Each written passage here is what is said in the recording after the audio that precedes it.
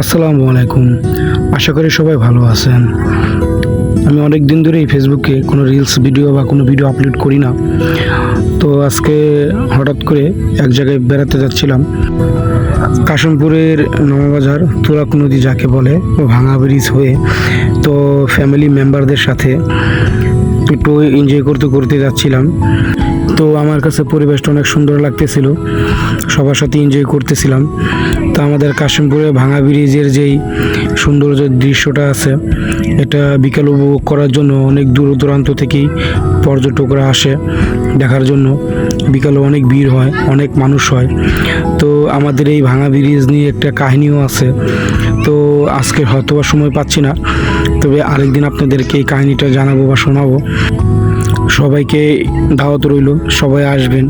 আমাদের কাশিমপুরের ঐতিহ্যবাহী যে ভাঙা ব্রিজ আছে, এটা ঘুরবেন, দেখে যাবেন এবং বিকেলে বা সকালের যে পরিবেশটা থাকে এটা উপভোগ করবেন।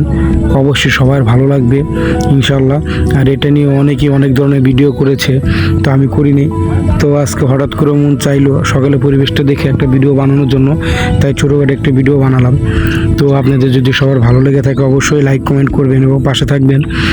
তো সকালের যে সূর্য উদয়ের যে ভিডিওটা আমার কাছে অনেক ভালো লাগতেছিল, দেখুন কত সুন্দর দেখা যাচ্ছে।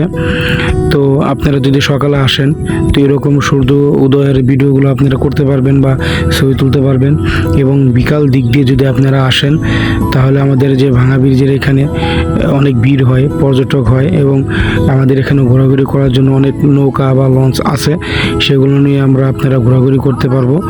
তো আপনারা সবাই আসবেন ইনশাল্লাহ। সবাইকে দাওয়াত রইল। আসসালামু আলাইকুম, সবাই ভালো থাকবেন।